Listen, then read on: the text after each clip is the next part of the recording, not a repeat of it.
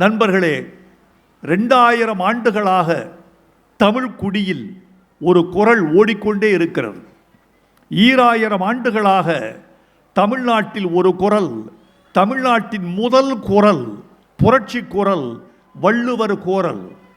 வள்ளுவர் குரலும் தமிழ்நாட்டின் முதல் குரல், குடிக்கு எதிரான குரல். ஔவை கள்ளருந்து இருக்கிறாள், அதியமான் கள்ளருந்து இருக்கிறான். இது உண்டு. கள் என்பது நம் தமிழர்களின் ஒரு பானமாகவே இருந்திருக்கிறது. கள் உண்ணல் என்பது தமிழர்களின் கலாச்சாரத்தில் ஊறியிருக்கிறது. அது அளவாக இருந்த வரைக்கும் சமூக கேடு இல்லை. அளவுக்கு அதிகமாக போகிற போது அது நம்முடைய வசத்தில் இல்லை.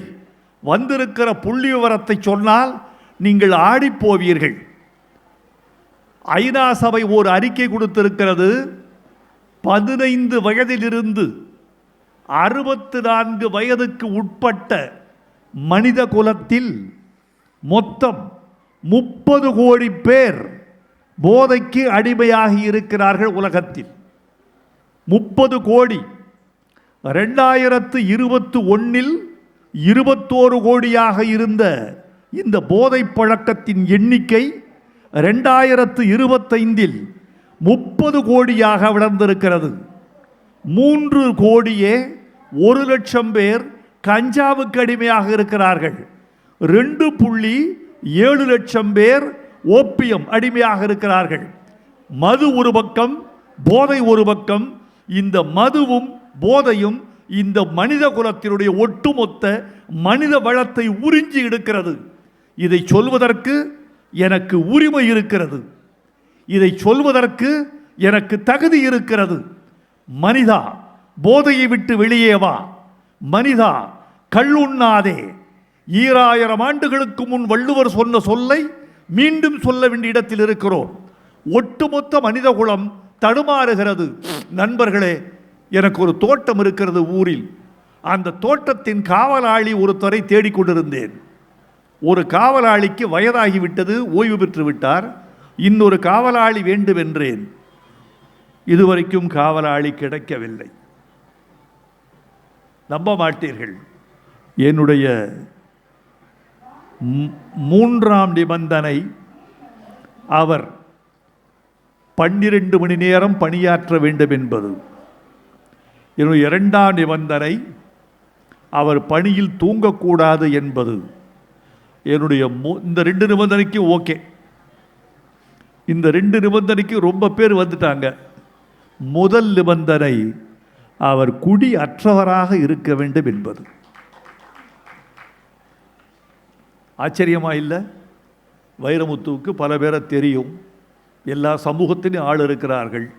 எல்லாருக்கும் சொல்லி வைக்கிறேன், குடி இல்லாத ஒரு மனிதனை எனக்கு காவலாளியாக கொண்டு வர முடியுமா என்றால் சமூகத்தில் தயக்கம் இருக்கிறது. ஒரு காலத்தில் மாரிச்சாமி வீடு எங்கே இருக்கு? அதோ அங்கே ஒரு குடிகாரன் வீடு இருக்கும். அதுக்கு பக்கத்து வீடு ஒரே ஒரு குடிகாரன் வீடு இருந்தது. இன்னைக்கு போய் முத்துச்சாமி வீடு எங்கே இருக்கு என்று கேட்டால் ஒரே இது பொட்டிக்கடை பக்கத்தில் குடிக்காத ஒரே ஒரு வீடு இருக்கு. அதுதான் மாரிச்சாமி வீடு. நண்பர்களே, இது எங்கு போய் முடிகிறது?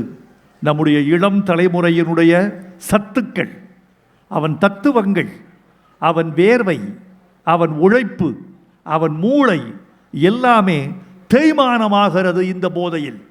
இந்த போதையில் வள்ளுவர் சொல்றாரு, ஒருத்தர் சொல்றார், வள்ளுவர்கிட்ட வந்து சொல்றார், ஐயா, குடிகாரனை திருத்த பார்க்கிறீர்கள், ஏன் சிரமப்படுறீங்க? நீங்க ஒன்று செய்யுங்க, இதோ குடிச்சிட்டு ஒருவன் கீழே கிடக்கிறான் பாருங்க, இவனை காட்டுங்கள். குடிக்கிறவனை கூப்பிட்டு, இதோ மானம் அழிந்து, உடை இழந்து, தலை இழிந்து தரையில் கிடக்கிறானே, இவனை பார்த்து திருந்தக்கூடாதா என்று இன்னொரு குடிகாரனை அழைத்து இவனை காட்டுங்கள்ங்கிறாரு. அதுக்கு வள்ளுவர் சொல்றாரு, நானும் காட்டி பார்த்தேன்ப்பா, ஒரு பய திருந்துற மாதிரி இல்லை. அதுக்கு வள்ளுவர் சொல்றார், கவிஞர் ஆகிறாரு, கழித்தானை இந்த குடித்து கிடப்பவனை காட்டி குடிக்காதே என்று ஒருவனை சொல்லுவது என்பது தண்ணீருக்குள் மூழ்கி ஒளிந்து கொண்ட ஒருவனை தீப்பந்தம் கொண்டு தேடுவது போன்றது. அப்பா தேவேந்திர பூதி, நீங்களும் கவிதை எழுதுறீங்க, நான் எழுதுறேன். இப்படி ஒரு கவிதையை 2000 ஆண்டில் நாம் எழுதியது உண்டா? கழித்தானை காரணம் காட்டுதல், கீழ்நீர் குளித்தானை தீத்துரியற்று. விளக்கு கொண்டு தேடுவதுன்னு சொல்லல, தீப்பந்தம். தீப்பந்தத்துக்கு மூடி கிடையாது, தீபத்துக்கு கூட மூடி உண்டு, லாந்தருக்கு. ஆனால் தீப்பந்தத்துக்கு மூடி கிடையாது. கழித்தானை காரணம் காட்டுதல், கீழ்நீர் குளித்தானை தீத்துரியற்று என்று அப்படி சொல்லுகிறார்.